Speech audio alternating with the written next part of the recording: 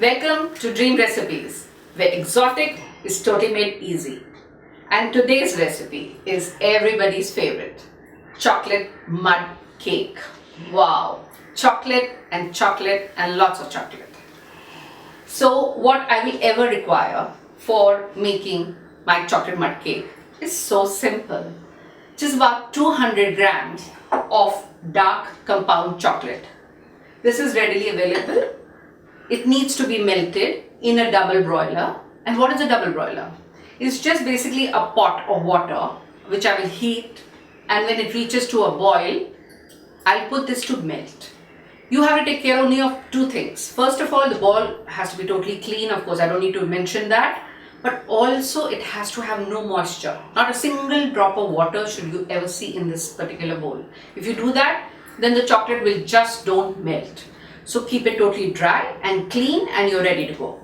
So this gets melted, and to help this melting of this 200 grams of dark compound is 250 grams of butter. This is soft butter at room temperature which will be added on to that. It will be melting together, which you'll see in a while. And then I shall add in about 200 grams of castor sugar. Now castor sugar is just basically a little more finer sugar than what you normally get. This is so much more finer quality, not the ones that the very grainy ones that we normally use. So this is what castor sugar, which helps to melt the chocolate, the butter, and it gives it its sweet taste. So apart from this, which is about 2 cups of castor sugar, I need 1 cup of self-raising flour. Now you will say, what is self-raising flour? Self-raising flour doesn't require additional baking powder to be added onto it. If you get your plain flour, you add about a teaspoon of baking powder, but with this, in this case, no baking powder will be required. So 1 cup of that, and 1/4 cup of regular maida that you get, which is not self-raising. There is no soda bicarb put into this. So this is the basic requirement. Along with that, 2 lightly beaten eggs will be required, and we'll need 1/4 cup of cocoa powder.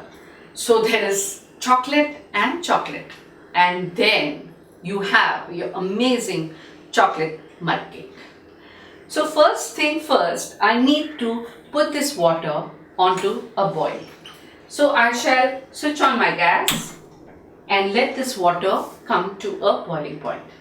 The reason why I do that, because I want the chocolate not to touch the water directly. It should never ever touch. I need a steaming method. This is what is called as a steaming method. Very gently I'll place the bowl on top of this. Can you see? The water is much lower and the chocolate will soon start to melt right in front of your eyes. So this is your chocolate that's gone in, and to ease its melting, I shall add this. It seems a lot, but then we are making a very sinful dessert. So for all you healthy conscious people, this one is not for you. This is a little sinful dessert that I'm wanting to show you. After all, once in a while, chalta hai, no hassles. And with the help of this whisk, I shall try to see and check exactly when my chocolate starts melting. So this will take a while, and you know, I have made a lot of cakes, so it's easy for me, but for you beginners, you've got to get used to this, because after all, we don't do this every day. So it's pretty simple. You will soon magically see that this frozen chocolate bar that you saw will soon start melting right in front of your eyes. Can you see it? It's already melting. It's only because it's getting all the indirect heat from my boiling water. So I swirl it till it all comes to a very smooth consistency. Can you see that? It's melted so beautifully. It's gooey, it's silky simply because of the butter, and now you cannot see anything that is of a hard mass. It's all soft and gooey. That's exactly how I want. And this silky touch that you see in my chocolate is because of the butter. Since I've used dark compound, I'm going to put in a whole of 2 cups of castor sugar. Now that seems a lot, but then this particular chocolate is of the dark, it's called as a dark chocolate simply because it's not very sweet. So I need to add the sugar so that the cake gets its right sweetness. After all, we're making a dessert, and I told you, I warned you, this is not exactly for the health conscious. So once in a while, when you feel you want to indulge in yourself, this is exactly what you're going to do. So I will now let this all melt together. I shall switch this off, and I need to wait for it to cool down a bit. Simply because I have to soon start adding the eggs. And if I put eggs in the hot liquid, it's going to be scrambled eggs. So I have nothing but to wait for another 10-15 minutes till this mixture is completely cooled down. So I shall see you in a bit. So you can see the sugar is melting, and at this point I need to add 1 cup of chilled water. The reason why I'm giving a shock value, there's heat there, and I'm going to subdue it with chilled water. 1 cup of that, which will be fine, and then let it all come together. And now my already cooled down mixture, so smooth, the sugar's totally melted, it's not even hot right now. Perfect time for me to start the next step, which is preheating my oven. Come on, you cannot ever make a cake without heating your oven. This is on 180 degrees, and I shall time it to about 15 minutes, which will prepare my oven to be ready for my cake. The mixing part I yet have to do. Before I go any further, I have to line this. Now what is this? A simple cake tin, aluminium, 6 by 6, and I've greased it with little butter, very little butter, because I want to fix this butter paper onto it. This is a very gooey kind of a cake, so it needs longer time of cooking, about 1.5 hours. That's pretty much, but then the result is all for you to taste. So I need to put this butter paper, line this, just gently push this down so that it covers my cake tin completely. Can you see that? And what did my butter do? It just helps my butter paper to stick onto this. So I place this because my whole cake batter is going to be poured into this, and it will go into my oven, and after 1.5 hours I have the tastiest ever cake in your life. So I shall place this here now. It's ready, waiting for my cake batter. And for this I require, as I had told you earlier, self-raising flour, 1 cup. It has to be sifted. What is sifting? Just simple sieving. I just place it here into my sieve along with that 1/4 cup of plain flour. This doesn't have the soda bicarb. This also goes in. Now these are our dry ingredients, and this is again 1/4 cup of cocoa powder. This goes in too. So I add all this together and I gently sift this. Wow, it's looking like snow with little brown specks.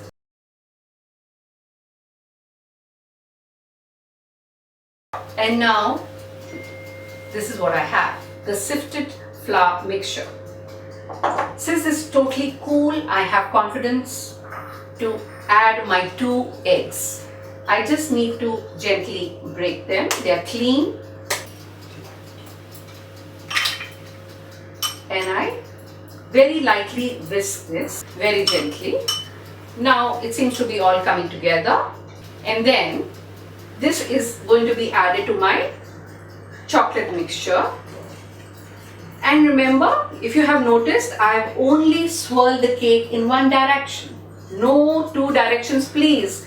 Don't go this side, that side. No, it's if I'm doing clockwise, it's going to be clockwise all the way through, which is why sometimes you don't have very, soft cakes, you have very hardened cakes, you don't know why it's happening. It's only because you are probably just doing whatever you wish to do.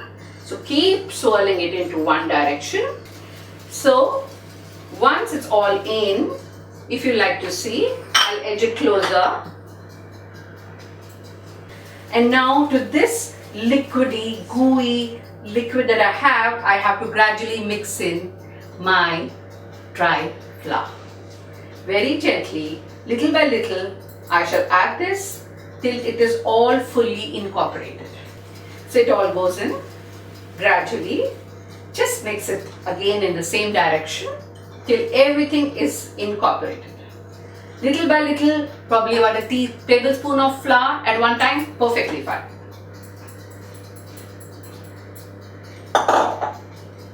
And now, can you see this? This is my final cake mixture. All whisked in. It's looking awesome. It's smelling awesome. And I'm sure it'll taste awesome. So I mix this all in. And I want to show you. You should have this kind of a dropping consistency. This is more gooey and more liquidy than the other cakes, which is why you require more of the baking time, which I said 1.5 hours at 180 degrees. So I shall put this into my oven, but first I need to pour this. I'll show you. I enjoy this so much. Just see this goodness, rich goodness going into my cake tin, and there it goes, all of it.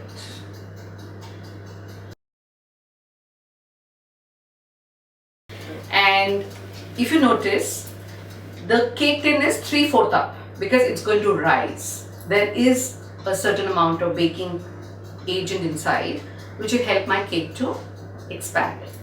So it's ready to go into my now ready oven. The oven is hot, so I'm not taking any chances. I'll wear my kid gloves. I'll open it and gently place my cake tin onto the rack. Just push it inside and then time it to my 1 hour 30 minutes. Less or more, I'll check, and I'll tell you how to check that much later. But I'm signing off right now. There it is. The bell rings, the cake is ready.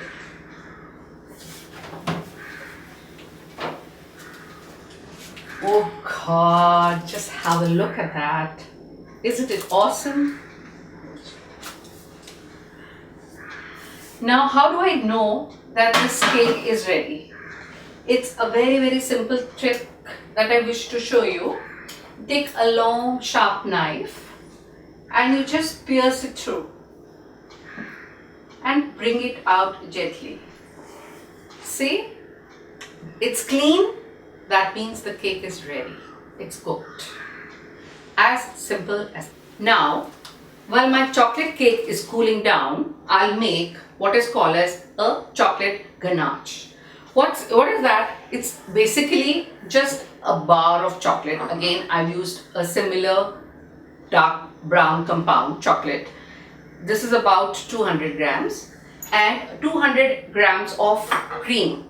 Now this cream is pretty heavy, the heavy whipping cream that you get in the market. Not the Tetra Pak one, the one that you get in the dairy, the thick milk one. I shall melt that together and I shall pour over my single piece of cake and show it to you. This will make my cake look even more yummier, taste yummier, and that's what I'm looking for. So I'll switch on my pan and just put in my bar of chocolate. I'll lower the heat. I don't want this to burn. So very quickly I'll add in the chilled 200 ml of heavy cream. I'll pour it all over